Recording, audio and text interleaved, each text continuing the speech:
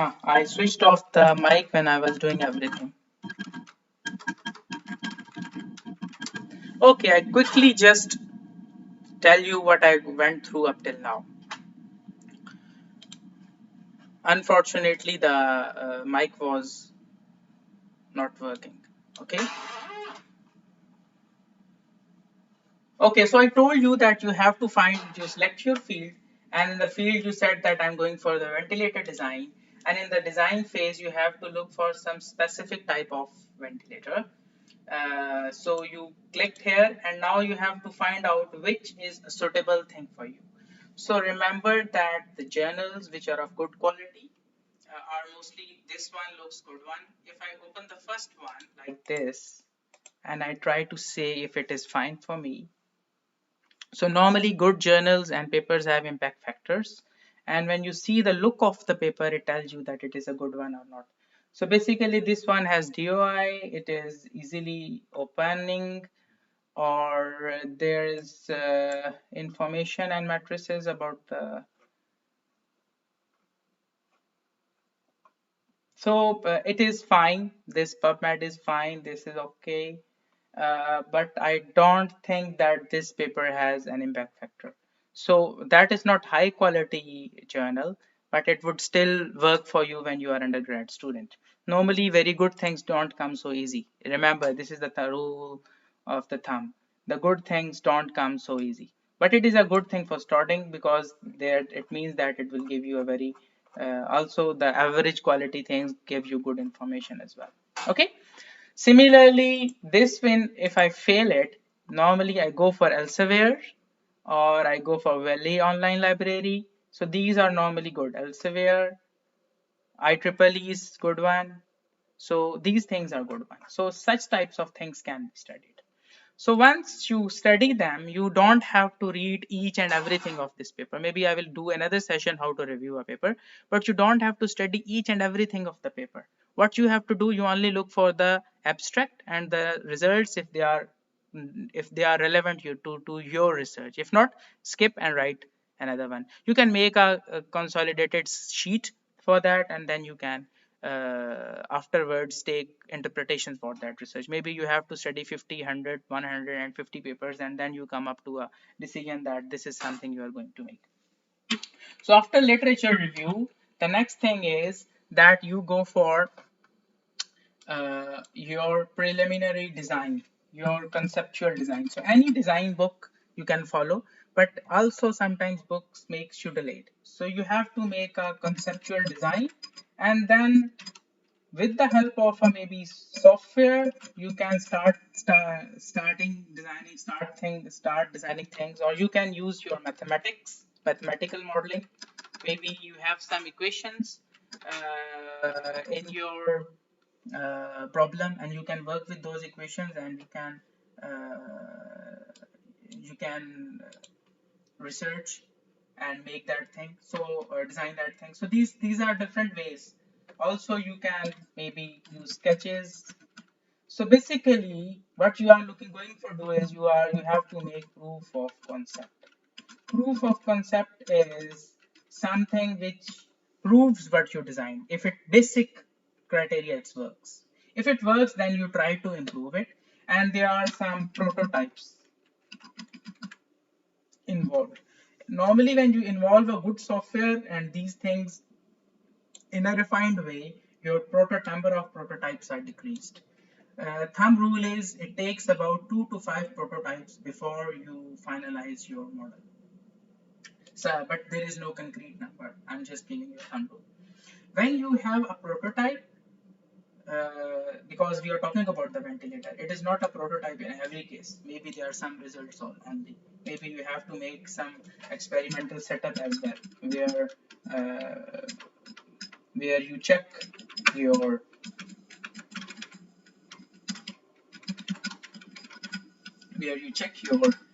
uh, test your models. Okay, so basically these are different things when you do. The time is running short because Zoom has a very short duration of time. When the Zoom will finish, I will keep on carrying on at YouTube. So if you have any questions, you post it, and I will complete the rest of the process of this talk which I'm doing, because I think maybe before I finish the Zoom meeting will finish. So when you are finished with the Zoom, you can go to YouTube and start listening me here, and you can also write your questions in the YouTube. I will try to answer you there. Okay, so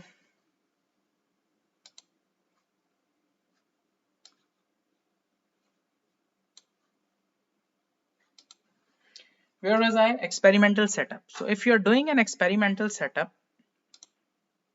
uh, that would also help you in testing what you are making. Okay, and then comes the results. So when you are talking about the results, those results come as a verification or validation of what you were doing. So if the results are according to your specifications, your thing is passed. If not, you have to go back somewhere in the complete process and you have to redo it. Okay. So before, if you go for higher studies like MS or PhD, when you are done with your research, you try to write them in the form of same journal papers. And if you write your research in the form of journal papers or patents, and you are able to do it somehow, then you can uh, publish it. And after you have published it, you can, that publishing or that journal article is always your identity. When you are applying for your master's or PhD, you can always put it in your CV, and your CV will be stronger. And whenever you are trying to apply for higher studies, you will look for a professor or a research group which is from the same field of that where you of that field which you wrote paper in, and you will try to convince him that you are a best candidate for him. So normally professors answer your questions or your emails if you have a paper and if you have a proposal which is related to their area. So if you follow the procedure I was just telling in YouTube, if it was not visible, actually I just switched on the mic so my voice was is audible.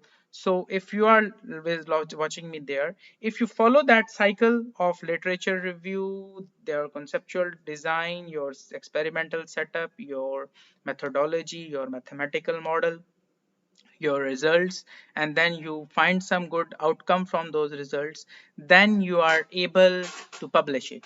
And if you publish it, you will have a complete knowledge of that area.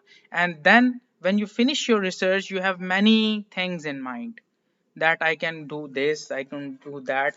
Normally you do two, three things in one paper, but when you are writing your conclusion and your future work, you think of 10 to 50, 20s of things that you can do in the future. So those, out of those, you can make a proposal and you can send to that research group or professor when you are applying for your higher education. So if you are publishing now, you can also publish now if you are first year, second year, third year, final year student. If you are not engineering student and you are in FSC or lower classes, still you can do research. Nobody is stopping you.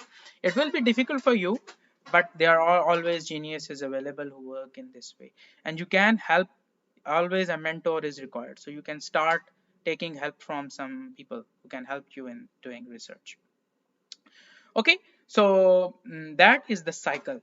So now let me find out if you have, if anyone of you have posted any question, or if you have any question, you can ask me and I can answer it right now. Anyone of you, if anyone of you is having any questions, I can. I don't see any questions up till now, but I carry on my talk and I tell you that basically there are publications. If I talk about publications, there are publications. One is a conference publication and another is a journal publication.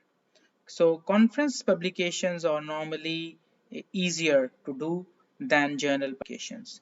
And in conference publications, you go to a session where many people of the same field are connected, are attending that session. You go in front of them and you talk about your topic, which is submitted to the editorial board. And that process, how that process works, you talk about the call of a conference. You select a field, a stream, a theme, and then in that stream or theme or that region of the topics, you write an abstract to them based on what work you were already doing. So when you are done with your abstract and title, you send it to them based on your abstract and title. Abstract is a summary of your work you are going to do.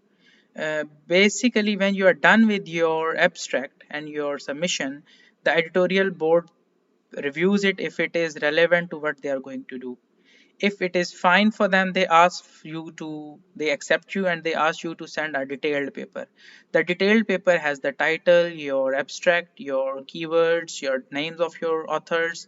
It also gives the literature review you did which we slightly talked about today. It also talks about the methodology you used to do that research, what was the topic, how you conducted it, what was the experimental setup, if it was numerical, how you mathematically modeled your problem, if it was experimental, what are the experimental procedures you followed, what were the experiments you conducted, what the results you got out of those experiments, and you plot those results in the terms of graphs and figures, and those figures and graphs tell you that if you have found something innovative. And if you have found something innovative, normally what happens is that your innovative work is accepted by the community. So for example, if you have done the same research on the ventilator design and you have proposed a new experimental results of ventilator, all those people, researchers in the world who are working to improve medical devices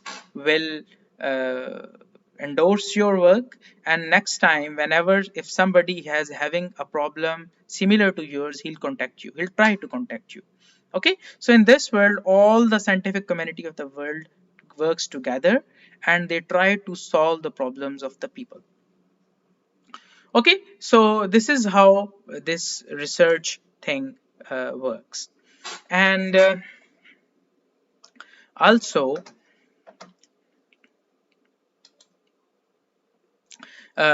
if I just open a paper in front of you, let's open the same which I opened before. In this one, what type of information it's giving? It is giving us a PDF of the paper, and it is also telling that this is the abstract of the paper. Okay, so if you can watch, it is telling me what uh, let me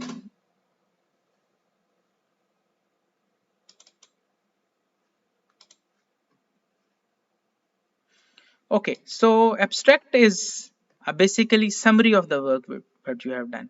An abstract is normally in three portions. The first portion, four portions. The first portion tells that what is the requirement of that research. The second portion tells normally what the authors did in that thing, and third portion tells how they did, and the third portion tells when they followed a procedure what were the results outcomes of that abstract, that work, and the last two or one line tell you what is the audience of this work, who will be get benefited from this research. So if we see this abstract, the first portion is micro aspiration of, this is some problems in secretions. Okay, so basically critical ill patients, they are having some sort of VAP, that is pneumonia, because of the ventilator. Okay, so that comes because when you are attaching ventilator, everybody is listening to the word ventilator. Ventilator means that your lungs are not functioning well, so your body is attached to an artificial lungs. When the body is attached to artificial lungs, they are not the lungs made by nature or Allah, so these have their own problems. So these problems when arise, you have to rework on your ventilator, you have to improve the design so that those problems should be tackled. So he has, in the first three figures, he has talked about a problem, that this is a problem, so your research area is given in these three lines, and then based on this problem he is trying to solve with an aim. So this is the aim of this thing. The aim of this narrative review. So he this is also itself a review paper. So they have also reviewed different. They are just summarizing different journal papers by different people, because there is a specific type of journal papers which are called review papers. Review papers are summary of many individual papers. It helps you find out what is the field which is more worked on and what is the field which is not stressed upon by researchers these days. It also helps you in looking forward to work on those areas which need more research. Okay, so based on their review, they are telling what type of results people are doing, what type of work they are doing, and what are their outcomes. And this review for sure will be help, and it will be uh, stated here. So this is moderate evidence for the use of SSD and strong evidence against the use of tipper. So these lines which I have highlighted, these are basically telling the use of this review. Okay, and also he has given one additional thing. Normally it is not done. They are saying that this thing is missing. Okay, these things are missing, these two things. So basically this is abstract. These are normally keywords. After the keywords, these sometimes the footnotes are possible, sometimes not. Basically every journal has its own format and style. So when you go for a journal, they have their own helpline for help documents for authors, where they say how many lines are allowed in abstract, what are the possible headings, what is the text size, what type of referencing you have to. Referencing is basically when you finish your paper, the other literature work you have cited, you just name them at the end. In within the paper, you just number them, and at the end you name them. Okay, so these are the references basically. So I'm clicking the references. Every journal has its own style of referencing. Style of referencing means what will be the format of the reference. You will write the name of the title first or authors first. And if you write the name of the authors, how will you write the name of the authors? Full name, or only the last name? So for example, this one is a style in which the two names, the last name and first names of all the authors are written. So this is different names of the authors, they have worked together. Then it is the title of the work, National Safety Networks Report Data Summary. Then after the title, what was the book or journal or website where it was published. So there is the journal. It also gives its page number and its date and its volume. Okay, and then also it tells you that if you have to cross reference, this is how. Basically all the indexing agencies have made a specific way, and this, with the help of that specific way, the comma and full stops help them defining what is the author's name, what is the title, what is the journal. So you can easily find that article if you just copy this and paste it somewhere. Basically that is found very easily found by you. Okay, so these are basically your things. I think more session is required because I've taken a lot of time and students are not so easy to listen to so much long talks. So next session I will try to talk about that what is the details of abstract, and I will also talk about what are the different types of journals and conferences and papers in details. And I will also try to tell you in a session that what are the different headings of a research paper. Okay, so up till now it's fine. And if I summarize what I discussed today is that I discussed in the beginning that how a problem is defined, or how you are given a problem, and then how you find the keywords of that problem through Google Scholar or Web of Science Direct. Then how you have to find out in Google Scholar that which things are suitable for you and which journals are just bogus. You don't have to follow everything. Then also I told you that you don't have to study every word of the paper.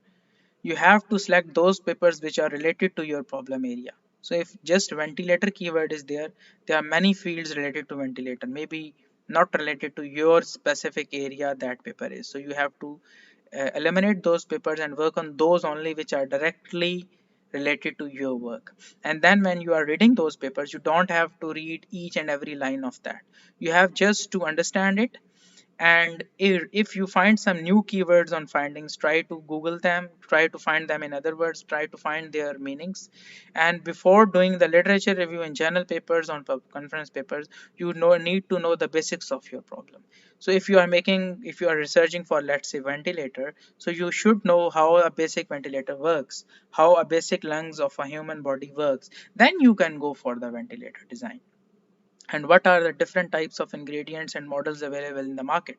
So what addition you are going to do to that already existing ventilators. Maybe you can improve only a very small tiny thing in that, but still it will be a very big service to the scientific community. Maybe your research, if goes to transformation, this normally the commercial companies, when they are selling their ventilator, I'm going to tell you how your research will come into action. So basically, when medical companies or hospitals, doctors are using the ventilators made by some companies, they face some problems. They go back to the companies and they say, we are facing this problem. Your ventilator has this issue. If you try to eliminate that issue, we will be very thankful to you. So what companies do, they come to Google Scholar. They look for those people who have worked on it, or maybe they hire some researcher and they say, okay, work on it. And if those people find some already available solutions in the research papers, they try to implement them. So if they implement them and their medical, the company XYZ tries to improve their ventilator with a research paper written by ABC author, so that in that way this transformation works, and slowly that product and that motivation, that improvement is given to the hospitals. So that was the thing I talked about. Then I told you what abstract looks like. Then I also told you what are the different key ingredients of the journal paper. Here I want to tell you again that in the journal paper, basic things you have to look for is the abstract, then the results and discussion and methodology, and then the conclusion. Materials and methods also are the methodology, or materials and method is the normal things which are used key interchangeably. Sometimes material is given separately and discussion is given separately, but most of the time they are together. So this is how the things work. And then at the end, I talked about what are the reference styles and how these are normally given. Okay, so that's it for today. I'll come again. Meanwhile, if you have any questions, you can write on the comments of this video. You can email me. You can write me on my Facebook page, that is at Dr. Suhail Malik, and my YouTube page, that is also Dr. Suhail Malik. So in any case, I will try to help you out. And this time when everybody is stuck at home, try to take maximum advantage of it, and try to uh, do conduct research if you are really interested. So thank you very much. Allah Hafiz.